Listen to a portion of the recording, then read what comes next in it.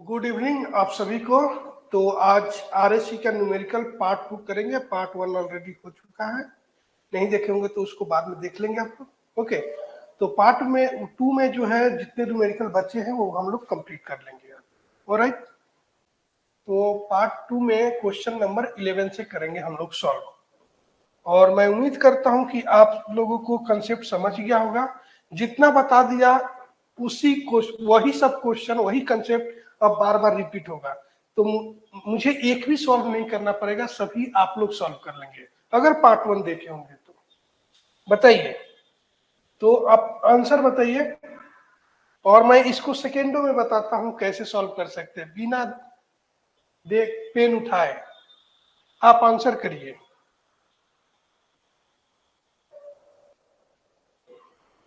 क्या दिया है देखिए, if the ratio of lower to higher absolute temperature is 7 by 8, then what will be the COP of Carnot refrigerator? Refrigerator के बारे में पूछ रहा है, तो क्या किया, lower temperature to higher temperature यानी T2 अपन T1 दिया हुआ है 7 अपन 8। ठीक है, तो COP of refrigerator, Carnot refrigerator की बात कर रहा है, तो इस टर्म में हम लोग करेंगे T2 upon T1 minus T2। अब इसको क्या करेंगे, T1 से डिवाइड कर देंगे। T1 से डिवाइड कर देंगे तो ये हो जाएगा T2 अपॉन T1, और ये T1 T1 कट जाएगा तो 1 हो जाएगा, माइनस T2 अपॉन T1 हो जाएगा। ठीक है, ताकि इसको अच्छे तरीके से हम लोग लिख सकें। तो ऊपर 7/8 आ गया और नीचे जो है 1 माइनस 7/8 आ गया। इसको सॉल्व करेंगे तो आ जाएगा, ये ऊपर का 7/8 हो जाएगा। आप इसको ऐसे करिए, डिवीजन में है ना, ऐसे कर दीजिए, मजा आ जाएगा। इसको नीचे डिवीजन में है, डिवीजन में लिखिए 8 माइनस 7 1/8 आ जाएगा, 1/8। ठीक है, जब इसको सॉल्व करेंगे 7/8 ऐसे ही रहेगा, डिवीजन है तो मल्टीप्लीकेशन का साइन रहेगा, तो ये राइट साइड का रेसिप्रोकल हो जाता है, यानी 8/1 हो जाएगा। 8 कट गया, 7 आंसर बचेगा 7, तो राइट आंसर हो जाएगा बी। ठीक है, आया समझ में?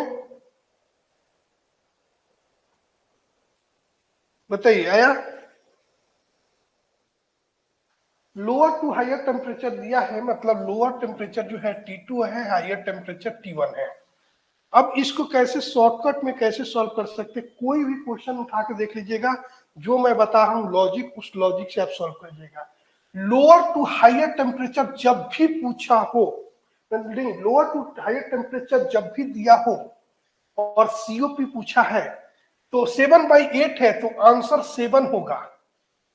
अगर इस दोनों में डिफरेंस एक का ही है तो, ठीक है, 1 का ही 7 है और नीचे 8, 1 का डिफरेंस है, तो न्यूमरेटर में जो भी होगा वही आंसर होगा। अगर 6/7 होगा तो आंसर जो है 6 होगा, 8/9 होगा तो आंसर जो है 9 होगा, 9/10 होगा तो आंसर जो है 9 होगा। ठीक है, बताइए कोई भी, ये आप वैल्यू अपने से खुद से रख के आप सॉल्व करके चेक कर लीजिएगा, ऐसा होगा।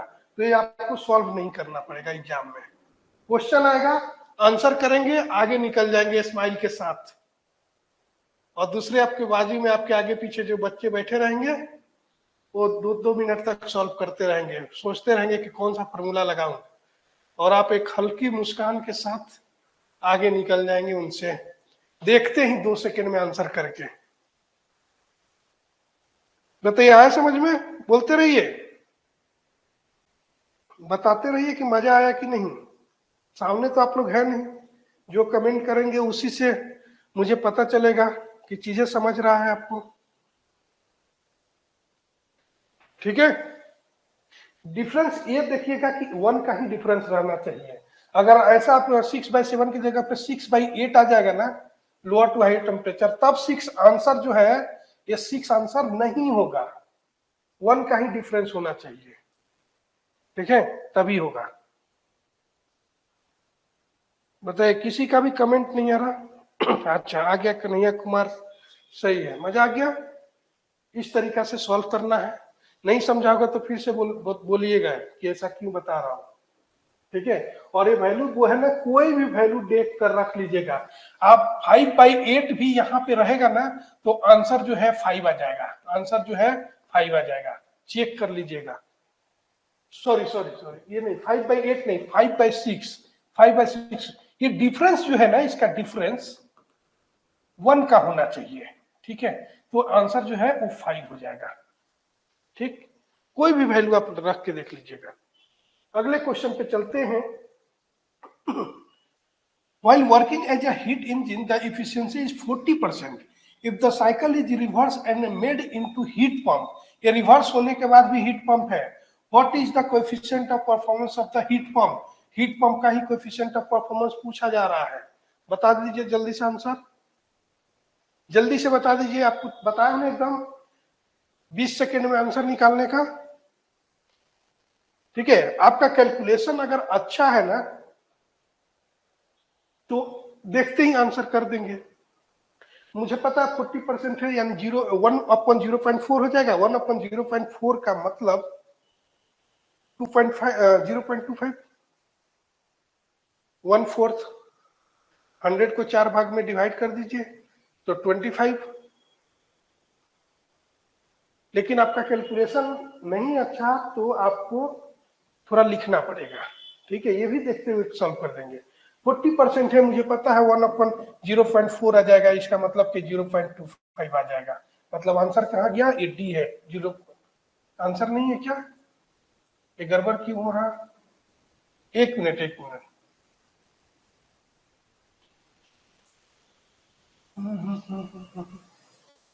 इसमें कुछ तो भी गड़बड़ है, चेक करते हैं, फार्मूला लगा के सॉल्व करते हैं। आप लोग बताइए, 12 का डी आ रहा आप लोग का, इसको चेक कर लेते हैं फार्मूला यूज करके, ठीक है। कुछ तो भी गड़बड़ है। सीओपी ऑफ हीट पंप जो होता है, सीओपी ऑफ हीट पंप आपको क्या बताया था? 1/, इफिशियंसी भी होता है ना, तो 1/40% मतलब 0.4 हो जाएगा। तो ये गड़बड़ क्या? अच्छा 0.4 हो जाएगा। ये पॉइंट हटाएंगे तो यहाँ पे 0 आएगा, ठीक है। एक तो इसको सॉल्व करेंगे, 4 दूना 8, हाँ, और 2, 2 बच गया, 5 का 20, हाँ 2.5, राइट राइट। मेरा कैलकुलेशन गड़बड़ आ रहा था, 2.5 आंसर आएगा।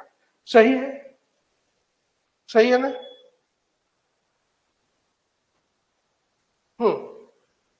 राइट। 10/4 हो जाएगा, मुझे लगा 1/4 हो जाएगा। 40% को 0.4 नहीं, मैं 4 ले रहा था। चलिए, तो ऐसे हो जाएगा, 2.5 हो जाएगा, डी आंसर। सही है, चलिए समझ चुके हैं, आगे बढ़ते हैं। A refrigeration plant operates in a reverse Carnot engine. The temperature is maintained at -10 degree Celsius, degree Celsius है, ठीक है। And the heat is transferred at the rate of 10 kilowatt. The heat is transferred from the cycle to atmosphere at a temperature of 25 degree Celsius. What is the power in kilowatt required to drive the plant? Work input पूछ रहा है और power P पूछ रहा है, ठीक है। तो देखिए, देखिए क्या दिया हुआ है। T1 टेम्परेचर जो ज्यादा होगा, ये 25 डिग्री है, 25 प्लस 273 कर देंगे तो क्या आ जाएगा? 5 3 8 7 2 9 और 2 298 केल्विन। और T2 जो है वो कितना है? -10 प्लस 273, इसमें भी कर देंगे तो 263 केल्विन आ जाएगा, आ जाएगा। और heat is transfer at the rate of 10 kilowatt. Heat transfer हो रहा है यानी Q2 हो रहा है, Q2 यानी हीट रिजेक्शन कितना? 10 किलोवाट का। तो पावर इनपुट निकालना है हमें, ठीक है। पावर इनपुट निकालना है कि कितना पावर लगेगा। जल्दी से बता दीजिए आंसर, सब चीज बता चुका हूं कंसेप्ट, सिर्फ आपको आंसर बताना है, ठीक है। सिर्फ आपको आंसर बताना है। अच्छा, एक बार डायग्राम इसका बनाकर दिखा दूं, डायग्राम बताइए।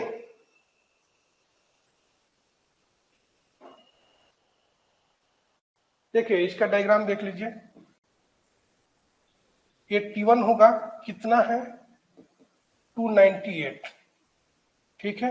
यहाँ पे Q1 होगा और यहाँ पे है रेफ्रिजरेशन। इसमें work done on the system होता है, तो एरो इधर के साइड होता है, ठीक है। ये Q2 है और Q2 यहाँ पे दिया हुआ है 10 किलोवाट, ठीक है। और यहाँ पे T2 है, T2 है -263 किलोवाट में ही लिख देते हैं, केल्विन में, केल्विन। इस तरह से डायग्राम इसका होता है, ठीक है। और एक Q2 का ही वैल्यू दिया है 10 किलोवाट, और वर्क इनपुट यानी वर्क ये जो है वो उसका पूछ रहा है, ठीक है। बता देंगे।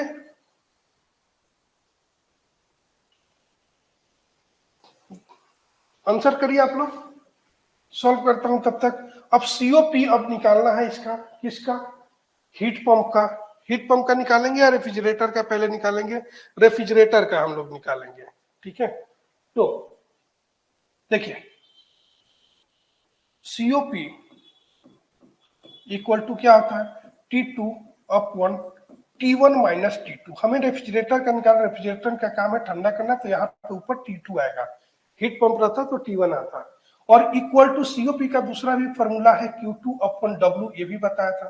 तो हम लोग लिख लेंगे यहाँ पे T2 जो है वो कितना है 263 अपॉन T1 जो है 298 माइनस 263, और हमें Q2 दिया हुआ है 10 किलोवाट, वर्क इनपुट निकालना है। बस ऐसे आंसर आ जाएगा, इतना सिंपल है, सिर्फ फॉर्मूला याद रहेगा तो हो जाएगा, ठीक है। तो क्या हो जाएगा, ऊपर में 263 डिवाइडेड बाई, इसको माइनस करेंगे तो कितना आ जाएगा, ये क्या है 263, तो 35 आंसर आ जाएगा, ठीक है। Equal to 10 upon W। W को इधर लाते हैं, इसको इधर लेकर जाते हैं, तो क्या हो जाएगा 10 इंटू 35 अपॉन 263। इसको सॉल्व करेंगे तो आपका आंसर जो है वो आ जाएगा, आंसर जो है आपका आ जाएगा, ठीक है। तो आंसर देख लीजिए क्या होगा, 1.33 किलोवाट हो जाएगा इसका आंसर, 1.33 किलोवाट। सॉल्व करके देख लेंगे तो राइट आंसर सी हो जाएगा। फैक्ट्स बढ़िया। आंसर आप लोग का आ नहीं रहा, क्यों ऐसा, क्या दिक्कत हो रही है?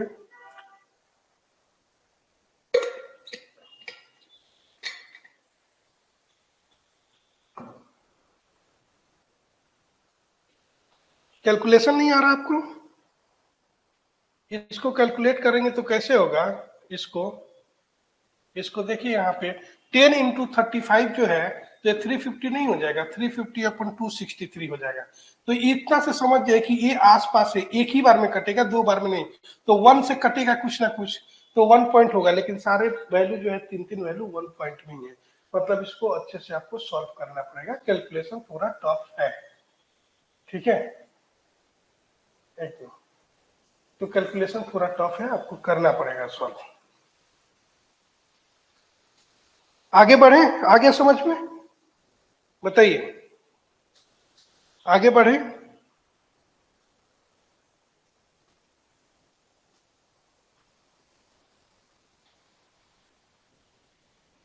बताइए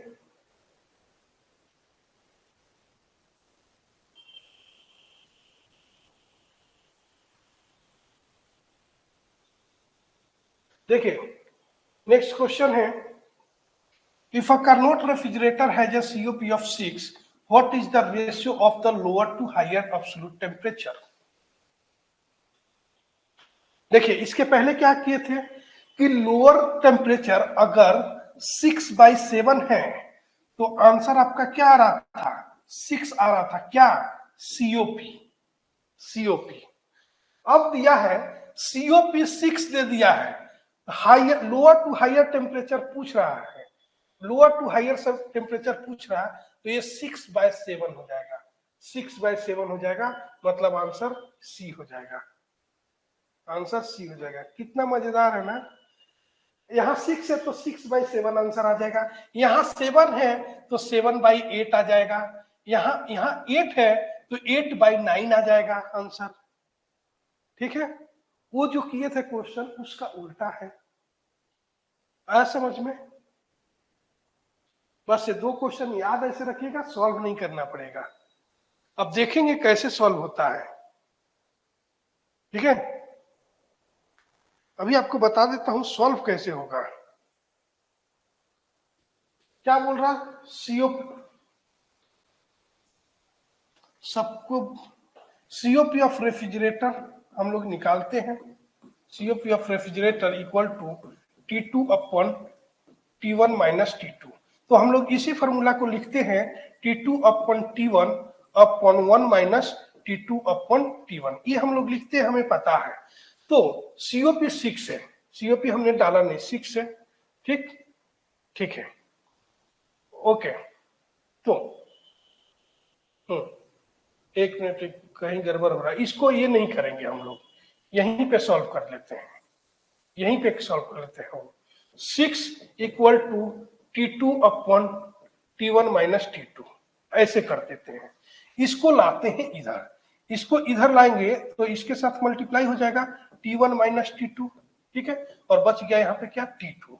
तो ये देखिए, एक बार इससे भी मल्टीप्लाई होगा और इससे भी मल्टीप्लाई होगा, तो 6T1 माइनस, माइनस का साइन है, 6 इंटू T2, तो 6T2 हो जाएगा, इक्वल टू यहाँ पे T2 हो जाएगा, हो जाएगा। बहुत मजेदार है, देखते रहिए। 6T2 को उधर लेकर जाएंगे, उधर लेकर जाएंगे, 6T1 इक्वल टू क्या हो जाएगा, T2 प्लस 6T2, 6T2 हो गया। अब देखिए, बड़ी मजेदार है, कैलकुलेशन बहुत मजेदार है इसका। तो 6T1 इक्वल टू क्या, T2 प्लस 6T1, T2, ये T2 है सिर्फ, मतलब 1T2 है, तो ये 7T2 हो जाएगा, ठीक है। तो T2 अपॉन T1, T2 और इसको ले गए T1, तो ये नीचे आ जाएगा, इक्वल टू क्या होगा, इक्वल टू क्या होगा, 6/7, यानी 6:7, यानी 6:7 इसी को बोला जाता है। आया समझ में, आया समझ में, बोलते रहिए।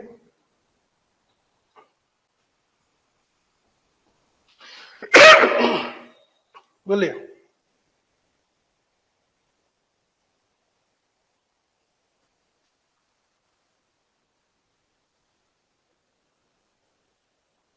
इसरो का एग्जाम है 18 को। क्या क्या, बस मैकेनिकल का जो है यही आपको पढ़ना होगा, जो भी पढ़ा रहा हूं ना वो सभी एग्जाम में आएगा। बाकी उसका थोड़ा सा देख लीजिएगा आप सिलेबस, उसका मैं देखा नहीं हूँ। मैकेनिकल का तो यही रहेगा, नॉन टेक्निकल का पोर्शन मुझे नहीं पता है कि कितना आता है, ठीक है, ओके। चलिए, समझ में आ गया, तो आगे बढ़ते।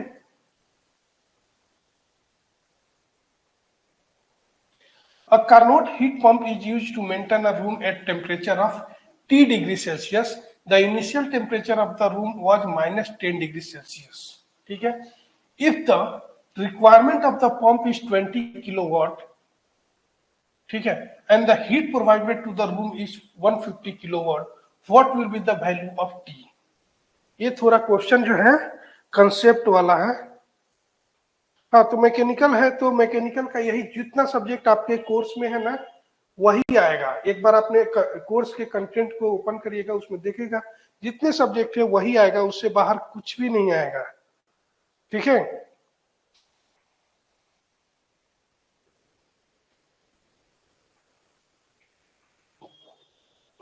ठीक है, चलिए तो आगे बढ़ते हैं।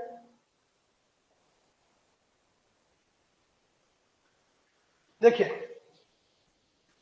ये रूम टेम्परेचर मेंटेन कर रहा है, current heat pump use to maintain room temperature of 3 degree Celsius, मतलब ये हीट पंप है, गर्म करना चाहता है ये। तो T1 जो है, इसको मान लीजिए कि T है, T डिग्री सेल्सियस दिया है तो T है मान लीजिए इसको, और T2 जो है वो आपको दिया है -10 प्लस 273 करेंगे तो आ जाएगा 263 kelvin. If the power requirement of the pump is 20 kilowatt, यानी वर्क डन है कि कितना है, 20 किलोवाट का पावर लग रहा है। Heat provided to the room, heat जो रूम को लग रहा है, सप्लाई दे रहा है, मतलब Q1 इक्वल टू कितना है, 150 किलोवाट। तो क्या बोलना है, what will the value of T. अब इस टी की वैल्यू पूछा जा रहा है कि कितना होगा, ठीक है, इस टी की वैल्यू जो है वो पूछा जा रहा है कि कितना होगा, ठीक। अब देखिए, COP of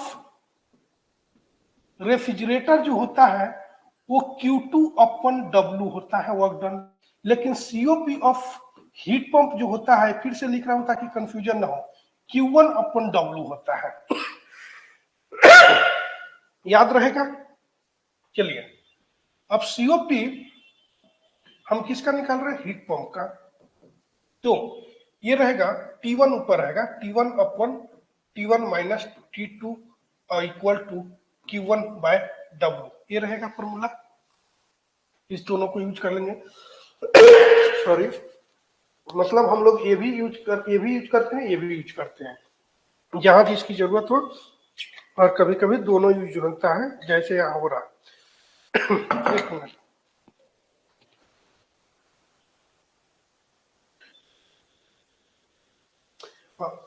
एक चीज देख लिए।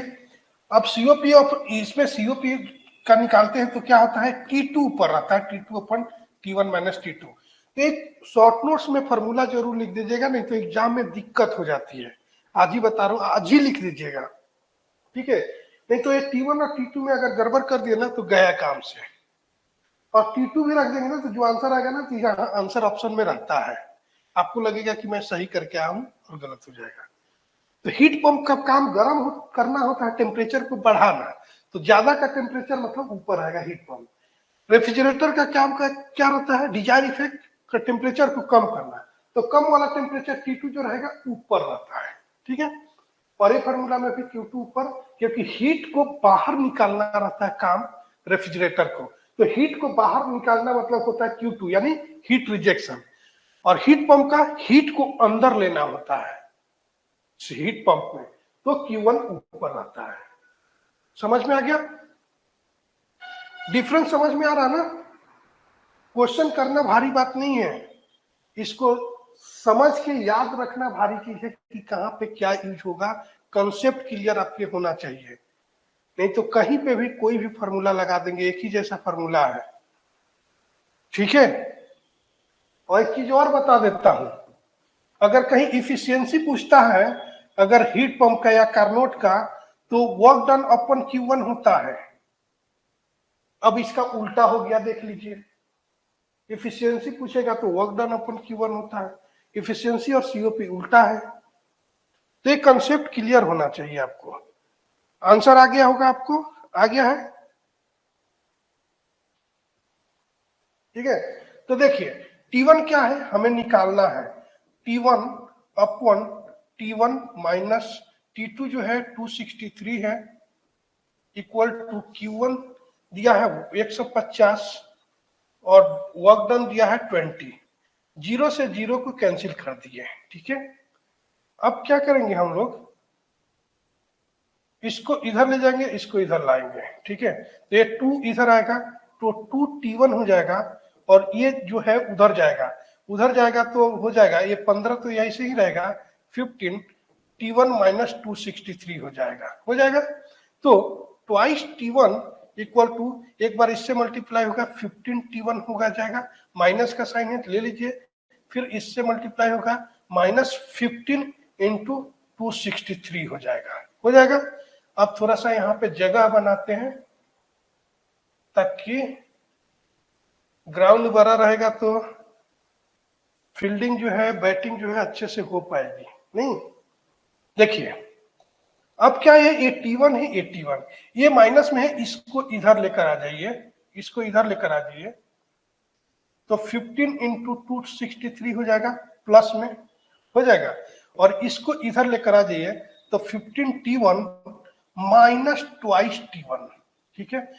तो देखिए इसको ऐसे ही रखे 15 इंटू 263 और 15 T1 माइनस 2T1 13 T1। अब थोड़ा इधर लिख देते हैं, अच्छा रहेगा। तो T1 इक्वल टू हम लोग लिख सकते हैं, इसको इधर लिख ले रहा हूं, 263 है ना, 263 डिवाइडेड बाय 13, ठीक है? तो T1 ऐसे आ जाएगा आपका आंसर, T1 जो है ऐसा आंसर आ जाएगा, ठीक है? ये देखिए 13 गुना करेंगे ना 26, मतलब ये 2 के आसपास इसका आंसर आ जाएगा, 2 पॉइंट समथिंग आ जाएगा। तो 15 दूना 30, मतलब 300 के आसपास आंसर आ जाएगा, इसे समझ में आ रहा है हमें, ठीक है? इसका तो ये है 300 के आसपास 303 केल्विन। ये हो गया आंसर आपका सी। ठीक है, आंसर सी 303.46 आ जाएगा केल्विन। तो यही अप्रोच वैल्यू होगा। ठीक है, आ रहा समझ में? बताते चलिए, आगे बढ़े। समझ में आया?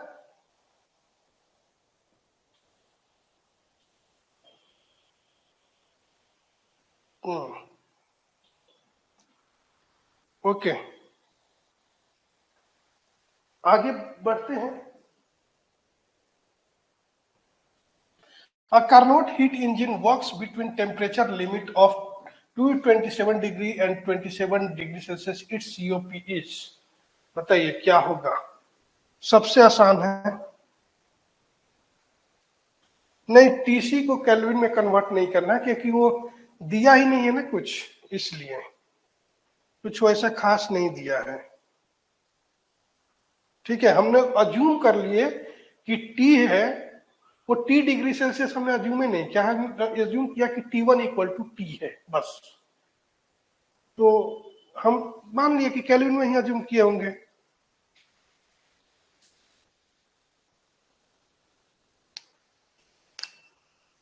ठीक है, बताइए इसको। जब जिसका कोई वैल्यू ही नहीं दिया है, उसका केल्विन और डिग्री सेल्सियस का क्या है, तो अज्यूम कर लिया हमने टी को।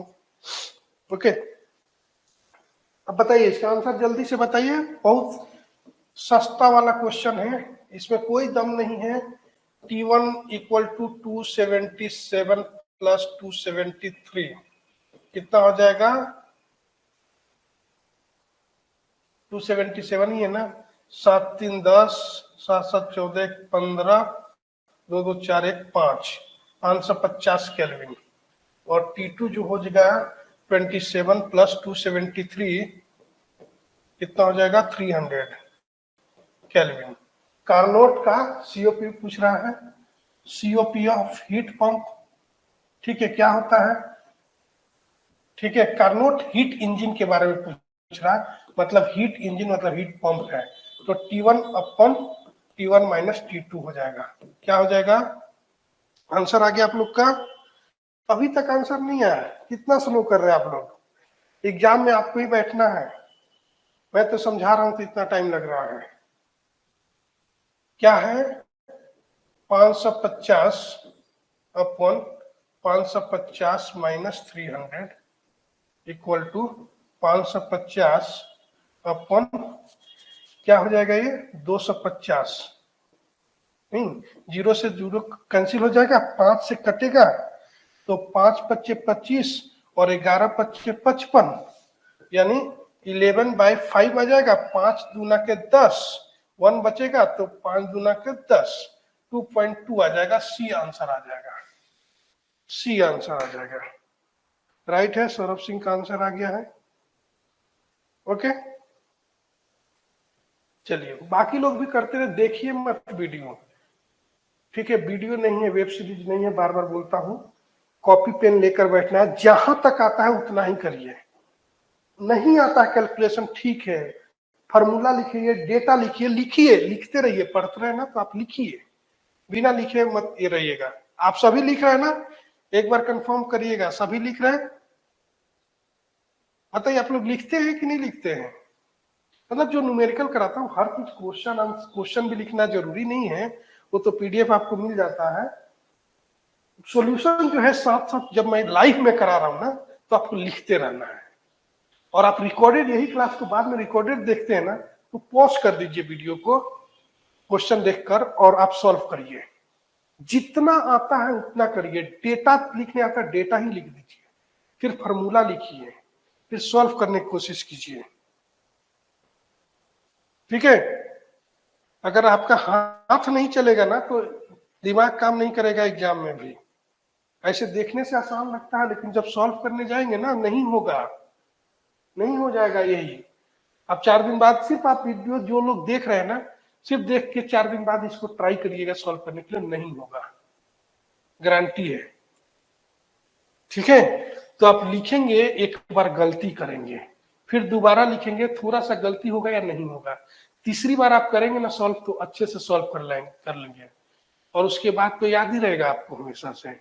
और चौथी पांचवी बार फिर सिर्फ आपको एक बार पेज पलटा के ऐसे देख के आगे बढ़ जाना रहेगा, सॉल्व नहीं करना पड़ेगा।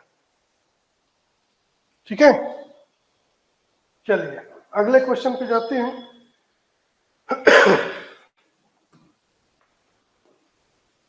If the COP of Carnot refrigerator is 4, then the thermal efficiency of the Carnot engine would be।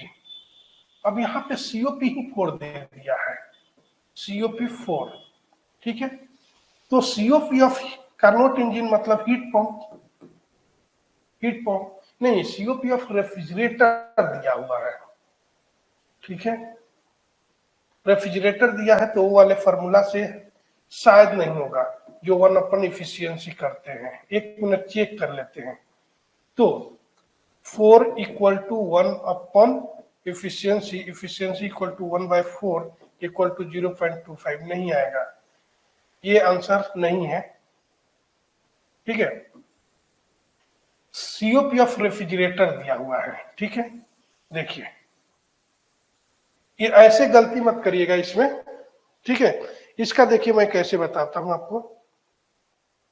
COP of refrigerator का फॉर्मूला पता है, COP of heat pump equal to 1 plus refrigerator, पता है ना।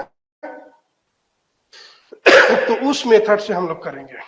देखिए COP किसका दिया है, रेफ्रिजरेटर का दिया है।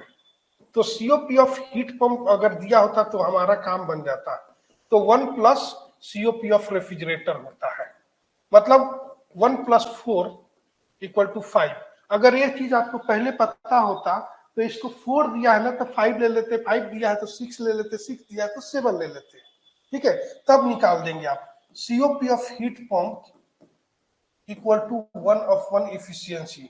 तो 5 आ गया हीट पंप का, 1/1 इफिशियंसी, तो इफिशियंसी इक्वल टू 1/5, 1/5 यानी यहाँ पे क्या करेंगे, एक जीरो लगा देंगे तो पॉइंट आ जाएगा, पॉइंट, और यहाँ पे जीरो, तो क्या हो जाएगा 5 दूना 10, तो 0.2 जो है आंसर आ गया। Shortcut method, shortcut. तो ये थोड़ा सा कंसेप्चुअल है, अगर पार्ट 1 किसी ने देख लिया होगा उसको पता होगा, और पार्ट 1 आज का क्लास नहीं करेगा, एग्जाम में चला गया तो ये गलती कर देगा, ठीक है। तो देखिए हम लोग क्या किए हैं कि पहले इफिशियंसी आता था तो हमने COP निकाल देते थे इस फॉर्मूला पे, अब COP आया तो इफिशियंसी भी तो निकाल सकते हैं, लेकिन यहां देखना है कि COP किसका दिया है, ये रेफ्रिजरेटर का दिया है, और फॉर्मूला में हमारा क्या है, COP किसका, हीट पंप का ये फॉर्मूला है 1/1 इफिशियंसी, ना कि रेफ्रिजरेटर का, हीट पंप का है। अगर ऐसा ही आपको करना है, अगर ऐसा ही आपको करना है, तो अगर COP ऑफ रेफ्रिजरेटर करेंगे, नहीं ये आप यही याद रखिए, ये सही है, ठीक है, ये सही है, ठीक। इस तरीका से होगा, ये आपको पता है कि COP of heat pump equal to 1 plus COP of refrigerator. आ रहा समझ में कि नहीं आ रहा, बताइए, आ रहा। सॉल्यूशन में जो है PDF आपको दूंगा, उसमें डिटेल में लिखा हुआ है दूसरा मेथड, लॉन्ग मेथड, जो बुक में दिया हुआ रहता है, लेकिन ये मेथड आप लोग याद रखिएगा, ठीक है। क्योंकि जो मैं PDF दूंगा पूरा डिटेल में दूंगा ना आपको कि ऐसे ऐसे सॉल्व होता है। अब ये पढ़ाने के लिए कैसा शॉर्ट में, कल जाके कोई PDF ही नोट सिर्फ पढ़े और सोचे कि एग्जाम निकल जाएगा तो नहीं निकलेगा, क्योंकि उसको निकलेगा बट टाइम लगेगा उसको, इसलिए पढ़ना भी तो जरूरी है, और पढ़ाते टाइम शॉर्टकट मेथड हम लोग यूज करते हैं, ठीक है। तो इसलिए जो बुक के भरोसे रहते हैं कि किताब पढ़ के कहीं से नोट्स मिल गया तो वो लोग भी मार्क्स ज्यादा ले ले, आपसे नहीं हो सकता, आपसे ज्यादा मार्क्स उनको नहीं मिलेगा जो सिर्फ बुक और नोट्स के भरोसे बैठे हैं, ठीक है। ये फायदा है क्लास करने का। आगे बढ़ते हैं। A refrigeration cycle operates between condenser temperature of plus 27 degrees Celsius and evaporator temperature of minus 23 degrees Celsius.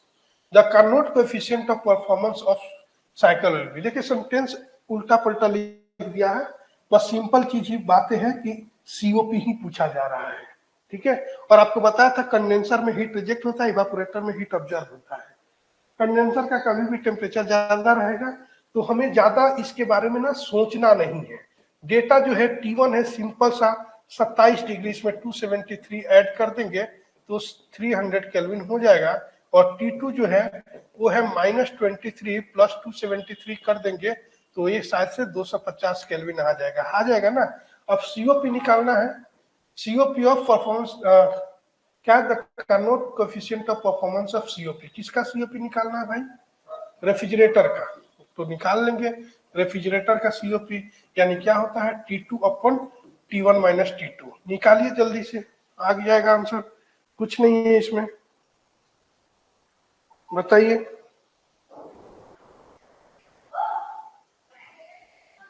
आएगा आंसर, जल्दी से आंसर बताइए, आंसर बताइए जल्दी से, देख कर ही तो आंसर आ जा रहा है। 18 का सी राइट आंसर है, अभिजीत मिश्रा का राइट आंसर है। देखिए T2 जो है 250 अपन T1 जो है 300 है, 300 माइनस 250, ये तो इतना डेटा इतना आसान है कि देखते ही आंसर आ जाएगा। तो 250 300 माइनस 250 50 आ गया, जीरो से जीरो कैंसिल, 5 कम 5 5 5 25 तो आ गया 5 सीओपी 5 सी सी, ठीक है। चलिए सौरभ सिंह कन्हैया कुमार, इनका भी आंसर सही है, राइट। आगे बढ़ते हैं। Efficiency of the Carnot engine is given as 80%. If the cycle direction be reverse, what will be the value of coefficient of performance of reverse Carnot cycle? देखिए ये क्वेश्चन अच्छा पूछा है, मतलब बोल दिया कि साइकिल रिवर्स हो रहा है, लेकिन ये नहीं बोल रहा है कि रेफ्रिजरेटर बन जा रहा है। अब साइकिल रिवर्स बोल भी दिया, कैसे कुछ बच्चे टाइप के कुछ लोग है ना क्वेश्चन सेट करने वाले, एक बोल देते हैं कि साइकिल रिवर्स भी हो गया और नीचे लिख देते हैं कि रिवर्स होकर रेफ्रिजरेटर बन गया। तो भाई तुम उसका कोई मतलब ही नहीं, बच्चा तो समझ गया ना एग्जाम देने वाला कि रेफ्रिजरेटर है, रेफ्रिजरेटर लगा लेगा। लेकिन ये कंसेप्ट वाला बात है, यहाँ पे रेफ्रिजरेटर को कहीं यूज ही नहीं किया, ठीक है। कार्नोट इंजन है, ठीक है, और उसको डायरेक्शन उसका रिवर्स कर दिए, तो डायरेक्शन रिवर्स करते हैं तो रेफ्रिजरेटर बन जाता है। ये चीज कंसेप्ट की बात है, तो जो पढ़ेगा उसी को पता रहेगा कि हमें निकालना है सीओपी, तो किसका निकालना है, रेफ्रिजरेटर का निकालना है। अब क्वेश्चन में ही रेफ्रिजरेटर लिख देंगे तो मजा नहीं आएगा उतना, ठीक है। देखो आंसर भी आ गया कुछ लोगों का, 18 का सबका ही आंसर आ गया, अभिजीत, सौरभ कन्हैया, बाबू सोना, सबका ही आंसर आ गया, बहुत बढ़िया बहुत बढ़िया। लेकिन आंसर आप लोग का गलत नहीं आ गया, थोड़ा सा एक बार चेक करिए, देखिए सबका आंसर गलत हो गया ना।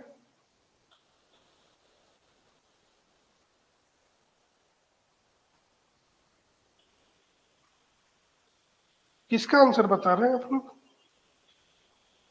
80, अच्छा 18 का बताया ना, अच्छा 19 का तो बताया ही नहीं है। नहीं नहीं, एक बार और ध्यान से देखिए,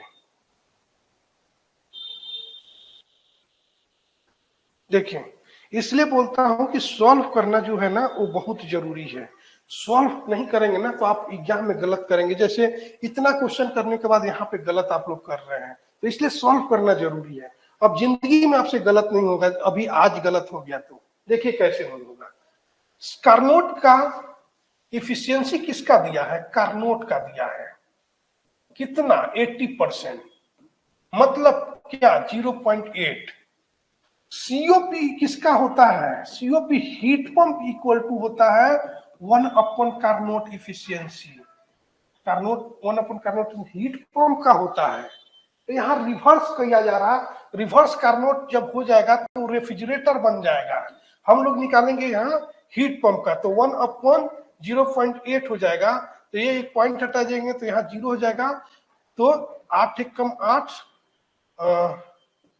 20, कितना हो जाएगा, 2 बचेगा तो वो हो जाएगा 20, तो 8 दूना 16, 4 1.25 इतना आ जाएगा। हीट पंप का आया, तो सीओपी ऑफ रेफ्रिजरेटर क्या होता है भैया, सीओपी ऑफ रेफ्रिजरेटर जो होता है, सीओपी ऑफ हीट पंप -1 होता है। तो 1.25 -1 जो होगा तो हो जाएगा 0.25, आंसर आ जाएगा आपका। तो राइट आंसर डी हो जाएगा 0.25।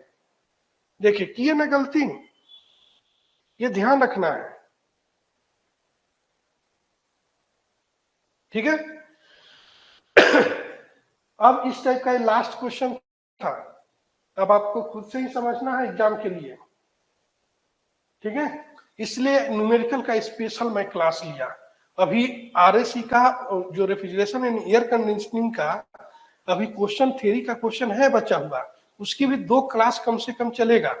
तो पहले ही मैं न्यूमेरिकल ले लिया कि आपकी कंसेप्ट जो है ना पहले ही क्लियर हो जाए न्यूमेरिकल के थ्रू। रिवर्स थोड़ा सा एक बार करते हैं हम लोग, पहले थ्योरी पढ़ते थे फिर न्यूमेरिकल, अब न्यूमेरिकल पढ़ के थ्योरी पढ़ते हैं, देखिए कितना मजा आएगा, ठीक है। आगे बढ़ते हैं।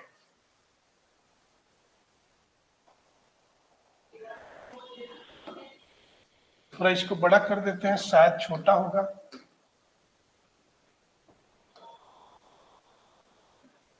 Right, the food compartment or refrigerator is maintained at 4 degrees Celsius by removing heat from it at the rate of 360 kilojoule per minute. If the required power input to the refrigerator is 2 kilowatt, the COP of refrigerator is। देखिए बहुत simple है, बहुत आसान question है।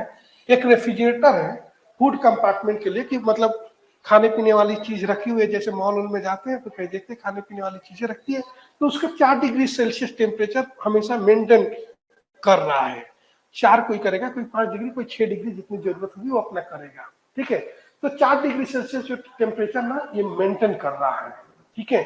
मतलब क्या maintain कर रहा है, ये क्या हो जाएगा, T2 हो जाएगा, क्या हो जाएगा 4 प्लस 273 कर देते हैं तो क्या हो जाएगा 2 4 3 7 277 केल्विन हो जाएगा।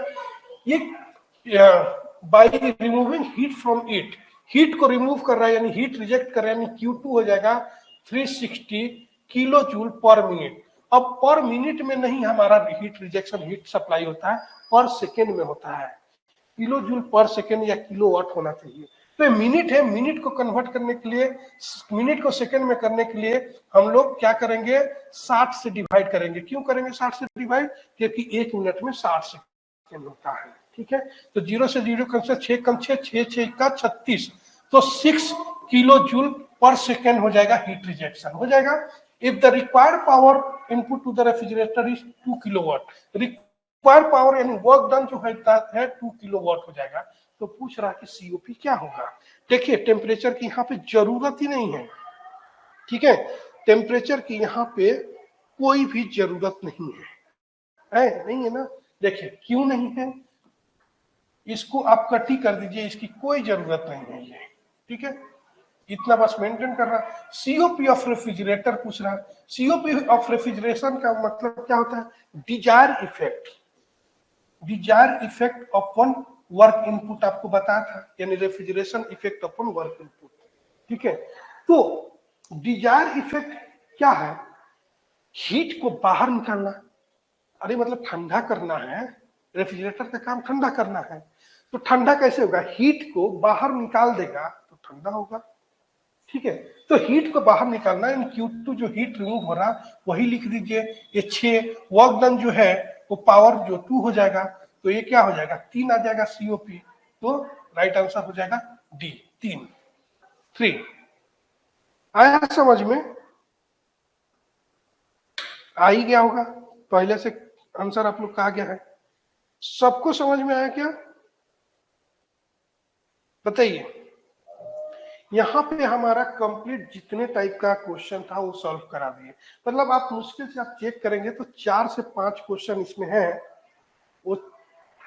वो अलग अलग टाइप का 4 टाइप का क्वेश्चन होगा, बाकी उसी को तो बार बार रिपीट हुआ है, ठीक है। तो ये रेफ्रिजरेशन का जो एकदम इंपॉर्टेंट चीज है, जो एक क्वेश्चन कहीं ना हर एग्जाम में आएगा ही, तो ये 20 में से कोई भी एक क्वेश्चन आपके एग्जाम में आएगा, कोई भी एग्जाम देने चले जाइए। ओके, फिर से बताएं।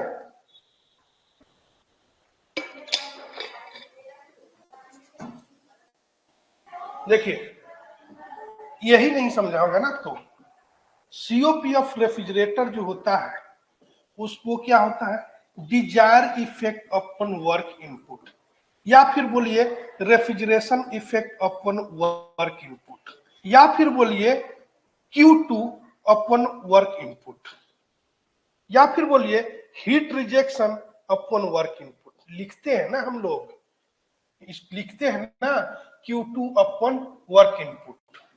अगर वही बात अगर सीओपी पूछा रहता हीट पंप का तो हम लोग Q2 के जगह लिखते Q1 अपॉन वर्क इनपुट। आ गया समझ में?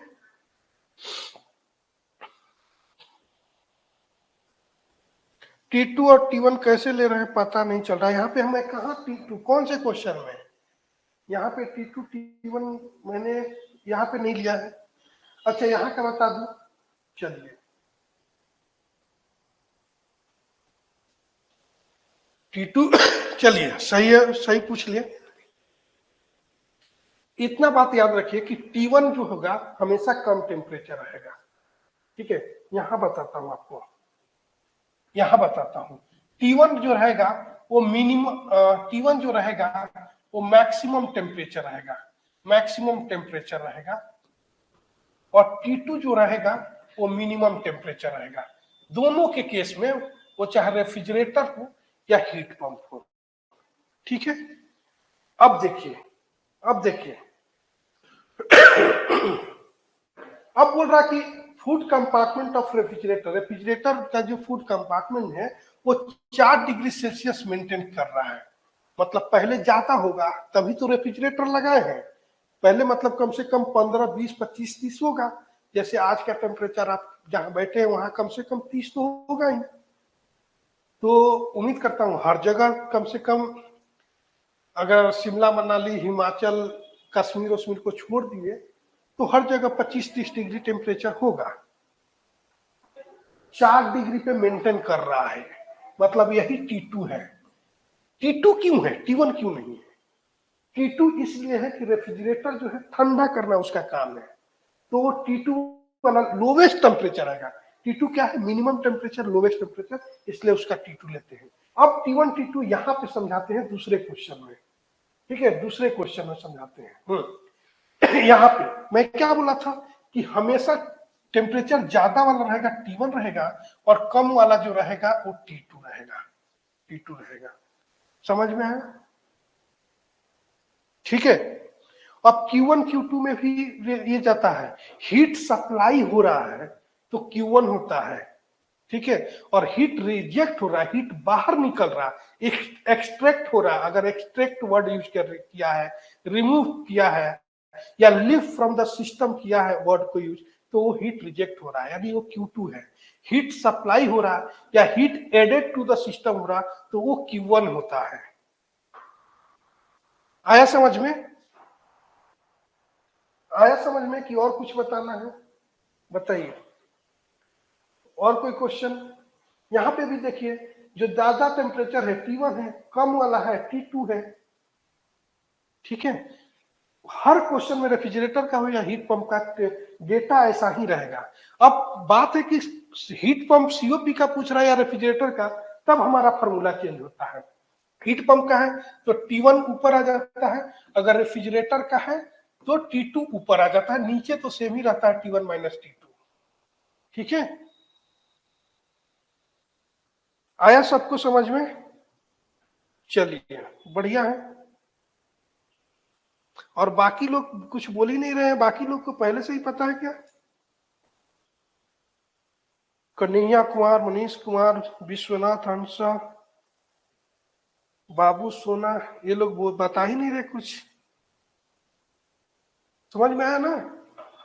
तो इसको प्रैक्टिस करना है 2-3 बार अपने से, क्योंकि है आसान, लेकिन आसान चीजें जो होता है इंसान पहले भूलता है, और प्रैक्टिस कर लेंगे तो तब जाके आसान होगा। ठीक है, और प्रैक्टिस अगर इनके किसी भी कारण से आप नहीं कर पाए तो आप 10-15 दिन, 1 महीना बाद, 2 महीना बाद जब भी आप इसको सॉल्व करेंगे तो आप मेरी बात याद रखिएगा, आपको सॉल्व करने नहीं आएगा, कहीं ना कहीं गलती करेंगे। फिर आपको याद आएगा कि सर तो सही बोले थे, आसान है लेकिन सॉल्व करने नहीं आ रहा है। या नया क्वेश्चन बुक से देखेंगे, सेम इसी टाइप का क्वेश्चन देखेंगे और समझ में ही नहीं आएगा दिमाग में कि कौन सा फॉर्मूला लगाए, कैसे सॉल्व करें। इसलिए बार बार प्रैक्टिस की जरूरत है। और इस क्वेश्चन के अलावा भी दूसरा कोई कहीं क्वेश्चन हो, या क्वेश्चन आप पीडीएफ है तो सॉल्यूशन को बंद कीजिए, सिर्फ क्वेश्चन ही देखिए और उसको सॉल्व कीजिए। राइट, समझ में आ गया? चलिए तो हम लोग मिलते हैं नेक्स्ट क्लास में, ठीक है? तो नेक्स्ट जो है आरएसी का ही थ्योरी प्लस न्यूमेरिकल मिक्स जो क्वेश्चन है वो होगा क्वेश्चन। राइट, चलिए, thank you so much and bye bye, good night. Revision करते रहिए अच्छे से। रेफ्रिजरेशन का बेसिक कंसेप्ट आपके कोर्स कंटेंट में है, जरूर उसको रिवीजन करिए और फिर आइए लाइव क्लास में, ठीक है?